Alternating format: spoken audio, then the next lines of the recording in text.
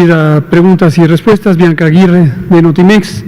Usted, colega, usted, Araceli, usted. Buenas noches, gracias. Bianca Aguirre de Notimex TV. Subsecretario, el secretario de Salud, Jorge Alcocer, hace un rato pues reveló que tras los primeros ensayos clínicos del medicamento Remdesivir, que se usó a pacientes mexicanos, pues funcionó. Y también se registró el efecto pues positivo en ellos.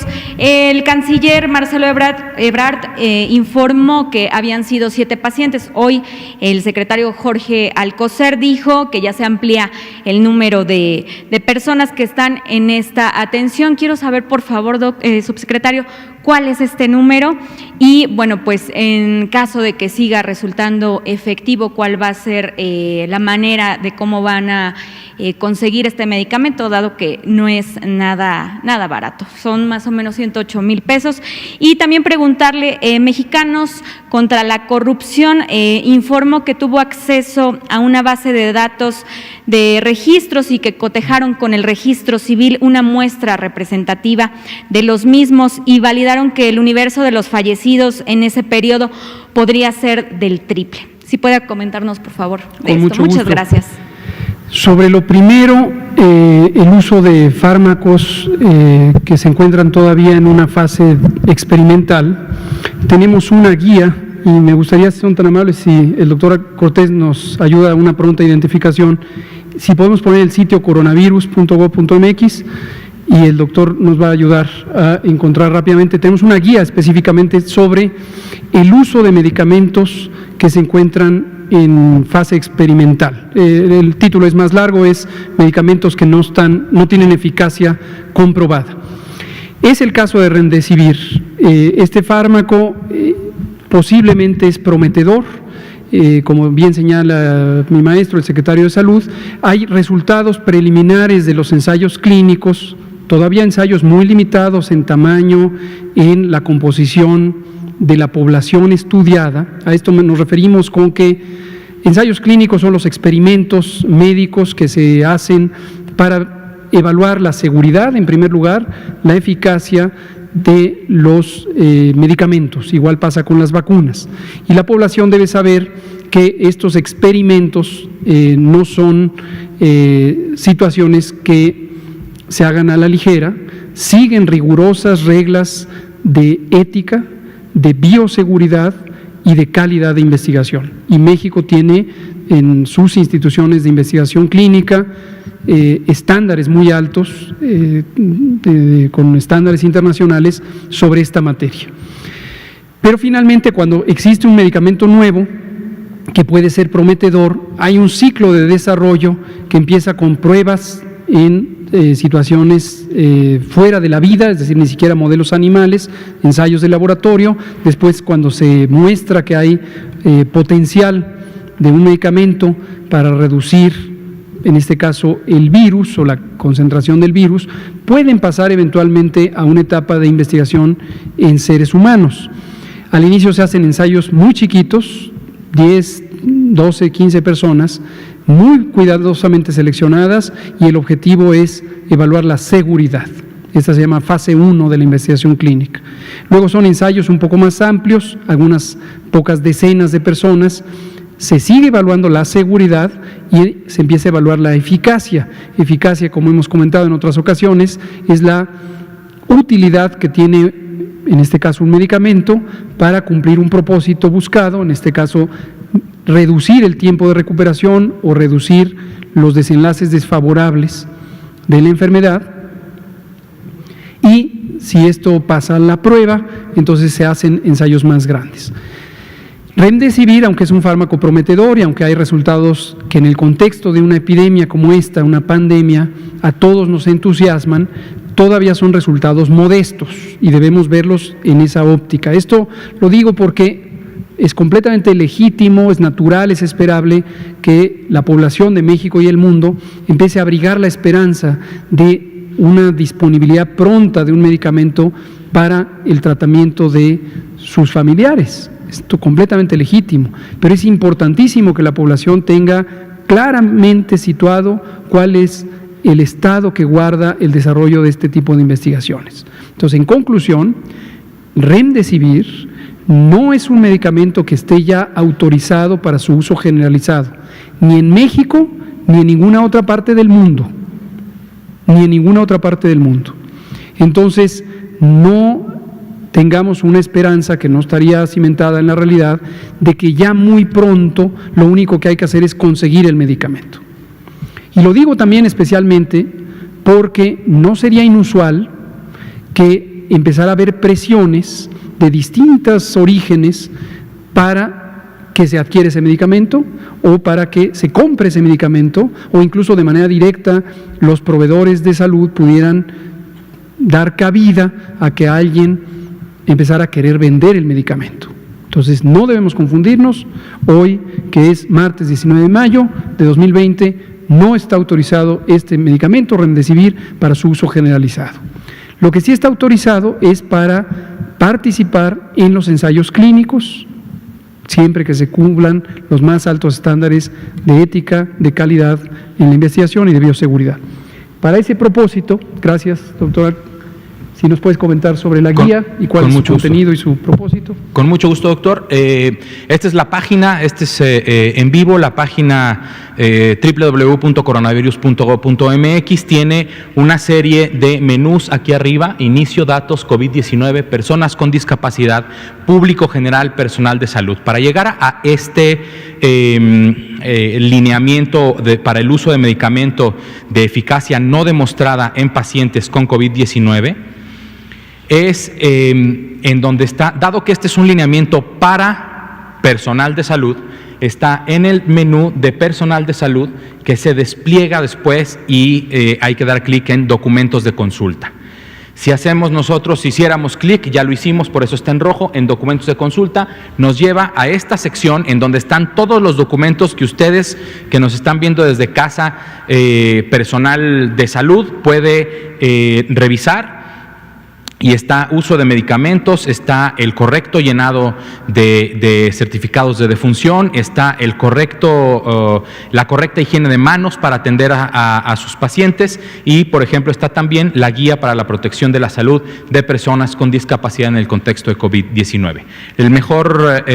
La mejor guía para llegar a todos estos documentos, que también hay documentos de consulta para público general, es a través de los menús de arriba, para desplegar cuál es el tema que quisiéramos ver. Muchas gracias. Gracias. Esto, para pronta referencia, desde luego, aunque está destinado a personal de salud, cualquiera, o ustedes como comunicadoras y comunicadores, pueden acceder. Básicamente, esta guía lo que deja claro son los límites de uso, y los límites de uso son precisamente esto: situaciones en donde, con el soporte de un protocolo de investigación clínica adecuadamente validado, se puede usar en ciertas condiciones bien controladas este tipo de medicamentos. Entonces, en resumen, obviamente estoy entusiasta, tanto como el secretario, de que esto pudiera ser prometedor, pero hoy no es un fármaco de uso generalizado. Le actualizo con gusto, no lo tengo en este momento. Los primeros son los que mencionó el doctor Alcocer y que anunciamos también aquí en el Pulso de la Salud. 7 personas participaron, esto fue en el Instituto Nacional de Nutrición y el INER, y el doctor Gustavo Reyes Terán, coordinador de los institutos, fue quien coordinó todo este esfuerzo en un protocolo, en un ensayo clínico que anunció el doctor Anthony Fauci hace algunas semanas y que coordinó precisamente los Institutos Nacionales de Salud de Estados Unidos. Mexicanos, este organismo, pues es un tema, yo creo que ya muy trillado, se irá saliendo. Yo creo que hay gente que llega con distintos niveles de actualidad, o quizá ya tenían una investigación en curso y cuando salen notas pues se les cambia el calendario, pero pues ya de todos modos ya lo tenían y lo sacan. No es información nueva, hemos explicado yo creo que demasiadas veces cómo funciona la vigilancia epidemiológica, cuál es el uso de la vigilancia de casos, el reconocimiento de casos, cuál es la vigilancia basada en laboratorio, cuál es la vigilancia basada en desenlaces clínicos, cuál es la vigilancia basada en casos sospechosos y casos confirmados, cuál es la vigilancia de ocupación hospitalaria, que es el énfasis de la fase 3, como lo dijimos hace muchas semanas. No perdamos de vista que la meta es salvar vidas, proteger a personas, proteger su salud y evitar que mueran quien tiene posibilidades de salir adelante con atención médica. La vigilancia de la mortalidad es también un elemento importante en la evaluación de una epidemia, pero no es un elemento que en forma de tiempo real contribuya a tomar decisiones sobre cómo se atiende clínicamente, precisamente, cómo se atiende desde el punto de vista epidemiológico, cómo se hace el control, cómo se garantiza la atención médica, cómo se garantiza que no se saturen los hospitales, las medidas de mitigación comunitaria, etcétera, etcétera, etcétera. En México, al igual que en Estados Unidos, al igual que en Canadá, al igual que en Reino Unido, al igual que en otros países europeos, se sigue distintos protocolos para evaluar el impacto que tiene un evento de salud, no solamente una epidemia, sino otros eventos comunes, independientemente de que sean frecuentes o infrecuentes, sobre la mortalidad.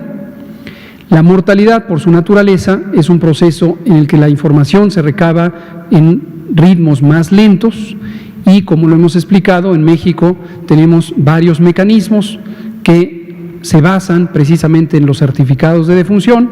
Certificado de defunción es el documento de donde el personal, generalmente de salud, documenta las causas de muerte. Desde el 13 de abril tenemos una guía técnica, está también en estas colecciones, la presentamos públicamente, que especifica que los certificados de defunción para personas que tienen las manifestaciones clínicas de COVID y no hubo la oportunidad, por la razón que sea, de tomarles una muestra para diagnóstico por laboratorio, deben ser certificados como probable COVID o COVID, y es una persona que cuando se haga el análisis será identificada como parte de la suma o de la estadística de mortalidad relacionada con COVID. Entonces, en ese sentido, esta noticia pareciera ser repetitiva de lo que ya han tratado otros medios, tanto nacionales como internacionales. Y una particularidad que me llamó la atención de lo que alcancé a ver de los resultados de este análisis es que además no toman en cuenta que de este número de actas de defunción que de alguna manera, no sé si lícita o ilícita, adquirieron, lo más probable es que la enorme mayoría son precisamente los casos que sí tenemos confirmados, porque en el certificado, que sigue otro proceso completamente distinto, obviamente no habla del resultado del laboratorio. Entonces, lo más posible es que la enorme mayoría sean precisamente un subconjunto, 3,000 y tantas me parece que dicen, un subconjunto de las 5,777 que tenemos o las que había en la fecha de corte de ese estudio. Entonces, seguirán apareciendo, siempre que haya la duda, si el público siguiera estando en interés, pues lo comentamos. Muchas gracias, Bianca Aguirre. Por favor, usted, y Ayara Celi y usted. Son 19:42. Gracias, doctor. Buenas tardes a su equipo. Doctor, ¿qué fue lo que faltó para que los 22 gobernadores tomaran la confianza y la decisión de abrir los municipios de La Esperanza? ¿Qué fue qué considera usted como reflexión, a lo mejor, que usted piense, y su equipo, que colabora con usted para que tomaran esta decisión los 22 gobernadores? Gracias. Muchas gracias. Su pregunta es muy útil porque nos da pie a comentar que hoy tuvimos, además de la reunión semanal que tenemos con las y los secretarios de salud estatales, inmediatamente después tuvimos una reunión, todo esto virtual, por videoconferencia, con los gobernadores y la gobernadora del estado de Sonora, precisamente para abordar, en términos generales, todo el plan de la nueva normalidad, en los que está lo de los municipios de Esperanza, lo que está la incorporación de actividades productivas de los sectores minero, de construcción y de automotriz, y en un diálogo muy constructivo, como suele ser.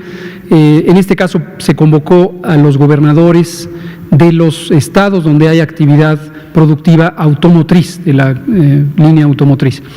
Y lo convocó la secretaria de Gobernación, nuestra respetada y querida doctora Olga Sánchez Cordero, por supuesto conjuntamente con el doctor Alcocer, participó el director del IMSS y tuvimos esta conversación.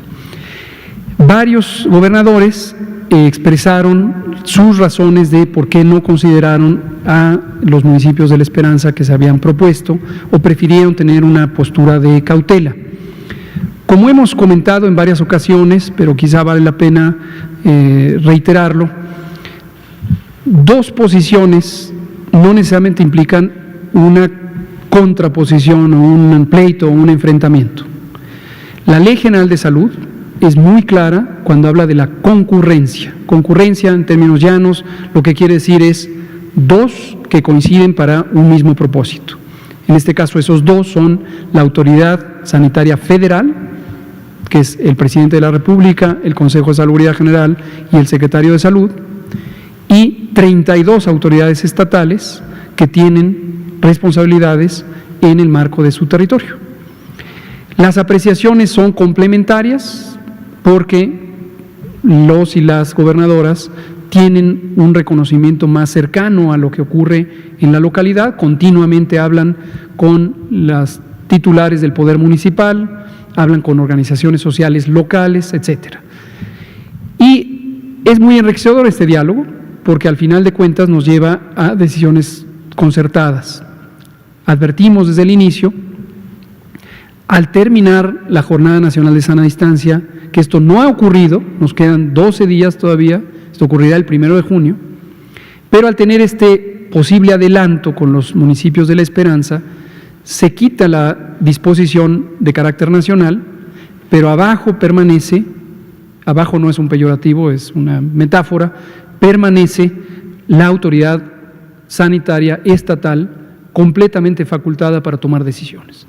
Entonces nos externaron distintos criterios, en algunos casos tienen que ver con el reconocimiento de patrones de movilidad, que difícilmente los podemos apreciar en el nivel federal, pero ellos sí los conocen. Esa información a veces no está registrada en ninguna parte, sino es vivencial. O nos informaron, por ejemplo, de que la disposición de los propios gobiernos municipales no era favorable. Y como ha dicho el presidente una y otra vez, nada por la fuerza, todo por la razón y con base en la ley, ¿no? Entonces no hay problema, no hay ningún problema. La mayoría lo que dijeron es, prefiero no hacerlo ahorita, lo hacemos el 1 de junio. Muchas gracias. Araceli de Canal 11 y usted. Gracias, secretario. Preguntarle si existen más ensayos clínicos aparte del Remdesivir que se estén realizando y en estas fases que nos está detallando, ¿cuánto lleva o de qué depende el tiempo que se dé para determinar si este Remdesivir ya se puede utilizar, sobre todo en los tiempos?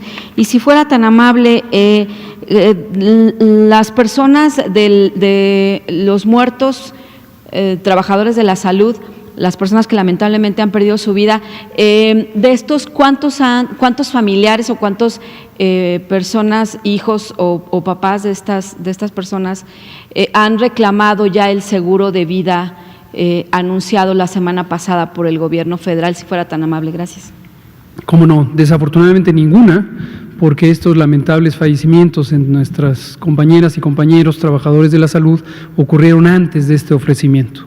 Entonces, este ofrecimiento apenas se anunció la semana pasada, vino aquí precisamente la representante de la AMIS, la Asociación Mexicana de Instituciones de Seguros, y está por implementarse. Esperamos que se haga de manera muy expedita para que tengamos mayor oportunidad de dar cobertura financiera en términos de aseguramiento a las familias de nuestras compañeras y compañeros trabajadores de la salud, pero ninguno de los que hasta ahorita han sido presentados.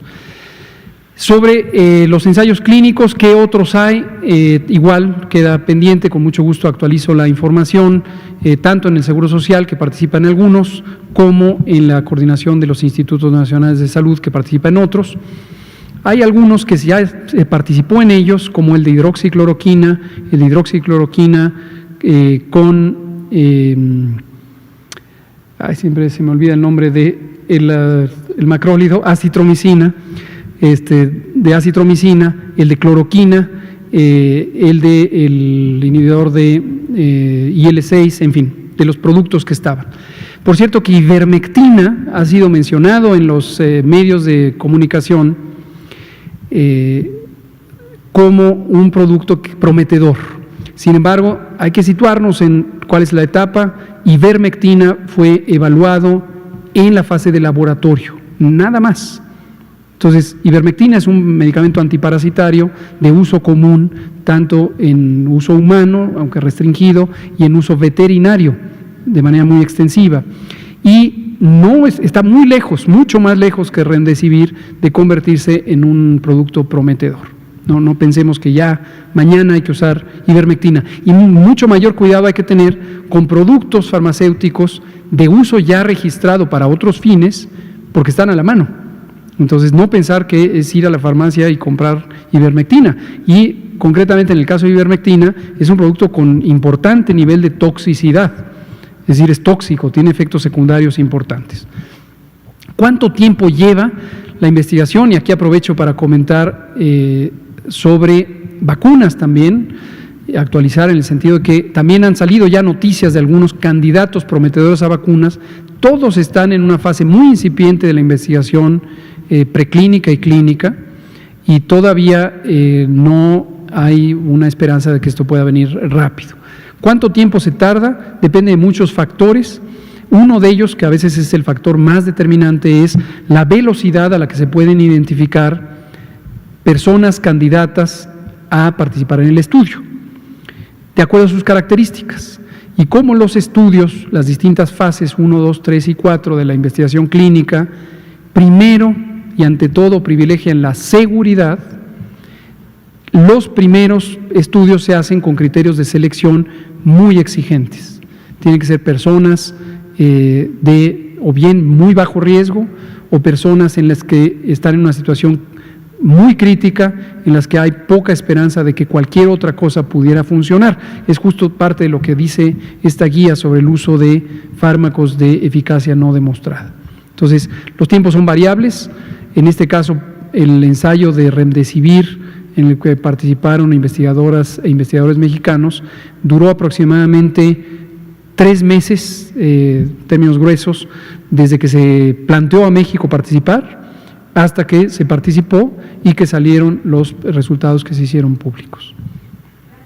Muchas gracias. ¿Quién seguía? ¿Usted? Pues usted de una vez. Y usted, ¿verdad? Habíamos dicho. Buenas tardes. Juan Hernández, del periódico Basta de Grupo Cantón. Bueno, ya se había tocado el tema de estos gobernadores que no quieren entrar precisamente en esta etapa precisamente de los municipios de La Esperanza. Pero ayer le preguntamos al secretario de Educación Pública, precisamente en el caso de los niños para entrar a clases, que si no era mejor ustedes como autoridad sanitaria de una vez homologar la entrada precisamente de los niños para evitar precisamente estos dimes y diretes de si entro o no entro, y en todo caso poner en riesgo a los niños. Y bueno, una segunda pregunta que va pegado también con esto: ¿no se corre el riesgo que estos municipios de verdes se puedan convertir en una especie de como de santuarios de personas que precisamente que ya están hartas de la falta de movilidad, los invadan precisamente como va a haber pues ya la posibilidad de apertura de cafés, de bares, bueno, no sé, se contempla ahí, que sea algo contradictorio o contraproducente? Gracias. Muchas gracias. Contesto lo segundo. Creo que es una preocupación legítima que, sobre todo en las dinámicas locales, a nivel local, pudiera haber una migración, aunque sea temporal, de personas de municipios vecinos o no tan vecinos, en la medida en que se identifiquen como refugios o santuarios con baja probabilidad de contagio. Aquí lo que tenemos que dejar en claro es que ningún municipio del país o del mundo está exento de poder tener contagios y convertirse en una zona en donde haya transmisión de COVID.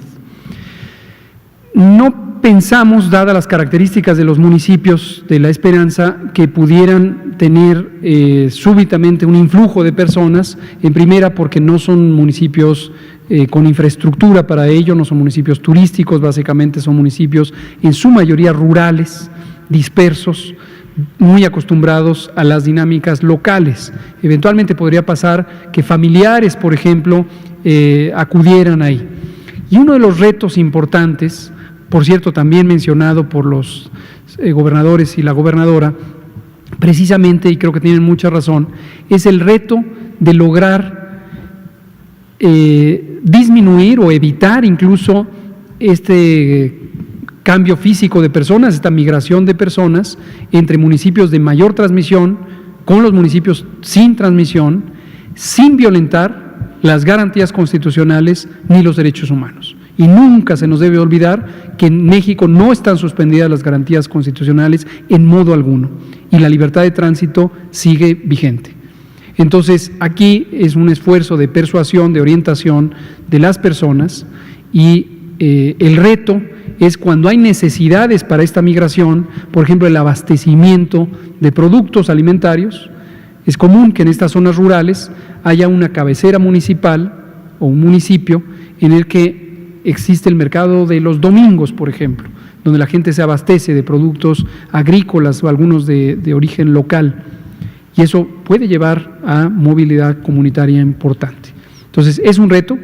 No consideramos que vaya a haber una enorme migración inusual, solo motivada por el hecho de percibir que pudieran ser sitios santuarios, sitios seguros.